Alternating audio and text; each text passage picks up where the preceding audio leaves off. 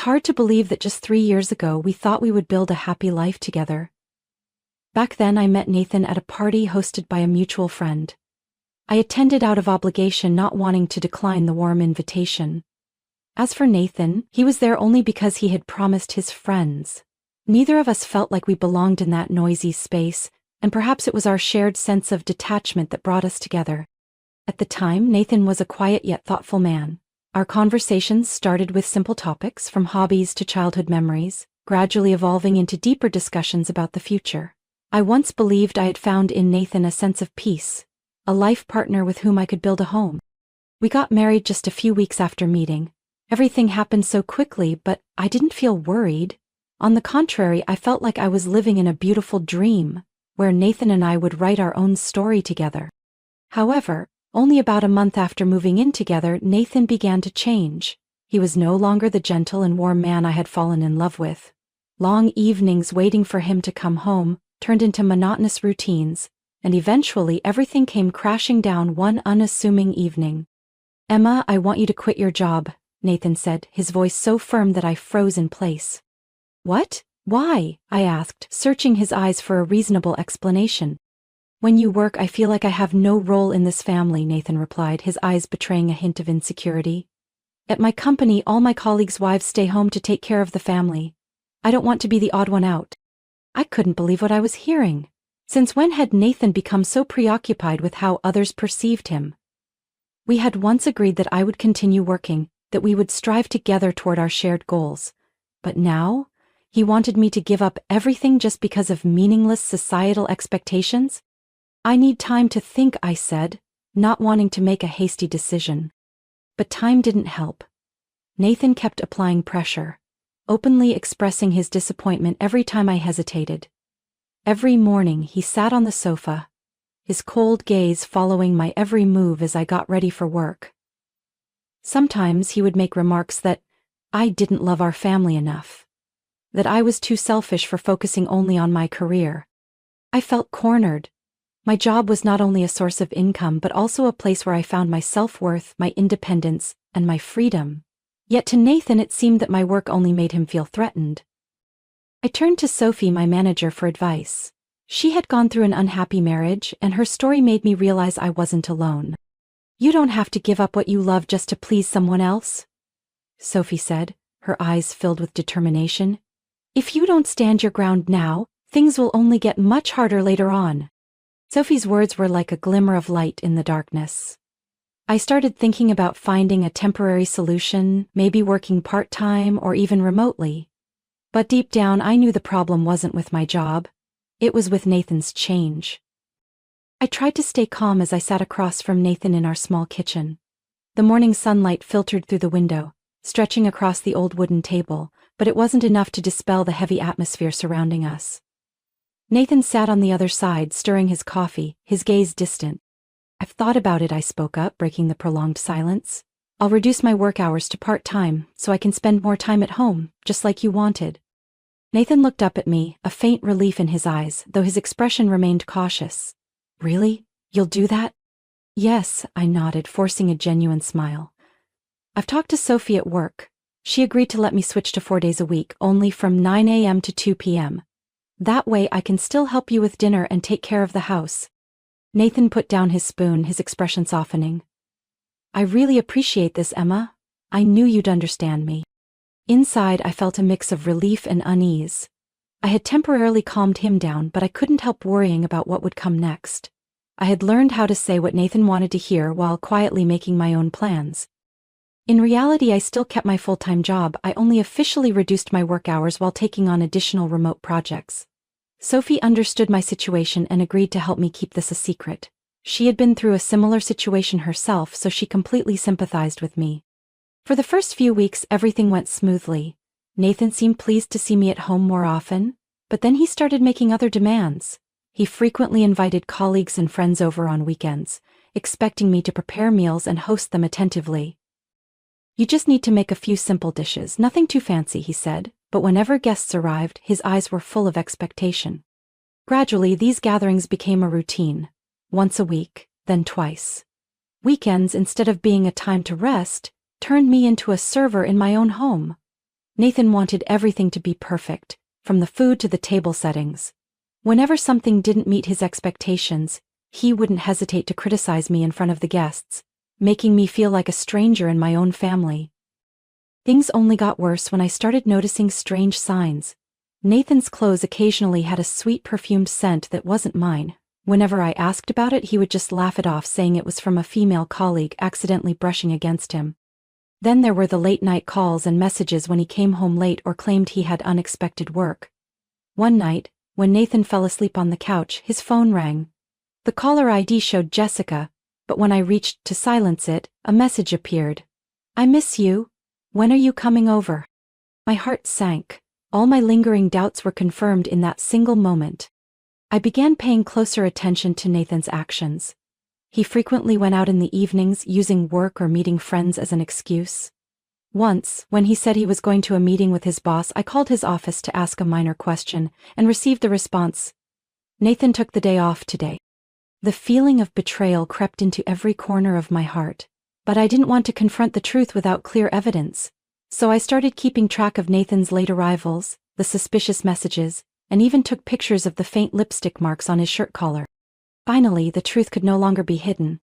One evening, as Nathan stepped into the house, he threw his jacket onto the chair and said directly to my face, "You need to leave.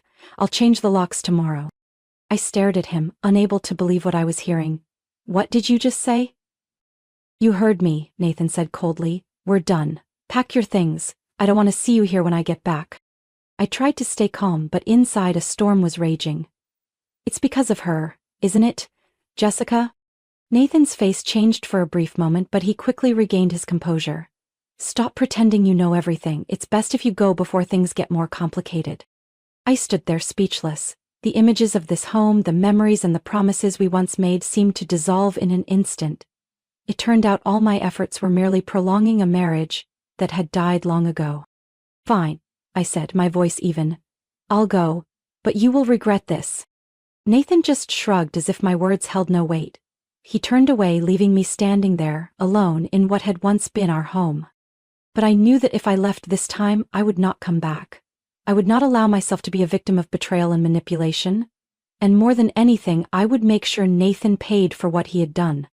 I started packing my things not because I was afraid or weak, but because I was ready for a new beginning, one where I would no longer be a shadow of someone else. I began gathering my belongings in the house that was once considered my home. Everything around me felt like scattered pieces of a puzzle devoid of any warmth. The wedding photos, the small decorative items I had once carefully placed, were now just lifeless objects. I didn't cry, nor did I feel the pain I had imagined. Maybe it was because my emotions had long since run dry. As the sunset painted the room in soft orange hues, I sat at my desk, carefully reviewing the divorce papers. I had prepared everything in advance, from financial documents to the evidence of Nathan's affair with Jessica. I needed to handle everything quickly and neatly, just like how Nathan had coldly asked me to leave. The next morning, I sent the divorce papers through my lawyer and left the place I once called home. I didn't say a word to Nathan, nor did I leave any trace behind. Just a few days later, I received a call from my lawyer informing me that Nathan had received the divorce documents.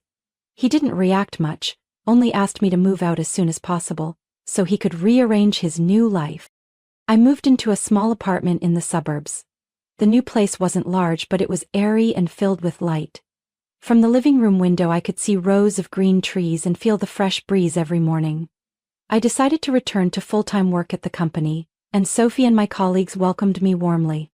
Living independently brought me a rare sense of freedom. I no longer worried about what others thought or whether I was fulfilling the wife role that Nathan had once imposed on me. I took time for myself, attended yoga classes, met up with friends, and savored every peaceful moment. But then, one Saturday morning, as I lazily curled up in my blanket, the doorbell rang. I glanced at the front door camera, and my heart nearly stopped when I saw Nathan standing there. He looked worn out, his clothes wrinkled and his hair disheveled, as if he hadn't slept for many nights. "Emma, open the door, it's me, Nathan." His voice came through the intercom, a mix of pleading and desperation. I took a deep breath, reminding myself to stay calm. In an even tone, I replied through the speaker system, "Sorry, you've got the wrong person. I don't know who you are." Stop joking, Emma. I need to talk to you, please. Nathan begged, his eyes staring straight into the camera, as if trying to see through the glass to find me. You've got the wrong address. I'm not Emma, and I don't know you, I responded, maintaining my indifferent tone. Nathan seemed confused. He looked around and pressed the doorbell again. Don't do this. I've lost everything, Jessica. She deceived me. I have nowhere else to go. Is that so? But what does that have to do with me? I'm not the person you're looking for. I watched Nathan through the screen, seeing how truly miserable he looked. Everything he once took pride in had now become nothing but shattered pieces. From his voice, I knew that Jessica had abandoned him after taking nearly all of his savings. After a while, realizing I had no intention of opening the door, Nathan sat down on the porch steps. He mumbled something to himself, but I didn't care. I just needed him to leave. After about 15 minutes, Nathan stood up, his demeanor utterly defeated. Before leaving, he turned to look into the camera one last time, as if hoping I would change my mind. But of course I remained silent. When Nathan finally disappeared from view, I let out a sigh of relief, but just a few minutes later my phone rang. It was Deborah, Nathan's mother. Emma, I heard Nathan came to see you. Is he okay? Her voice was filled with concern. Yes, he just left. But don't worry, I didn't open the door, I replied. You did the right thing. I told him the house now belongs to you. I transferred ownership to you as soon as I learned about his affair with Jessica, Deborah said, her voice carrying a mix of regret and helplessness. I was silent for a moment. I knew Deborah was unhappy with Nathan's actions, but I never expected her to make such a decision. Thank you, Mom. I promise I'll take good care of this house, I said, a deep sense of gratitude filling my heart. I know you're the only one who can preserve it.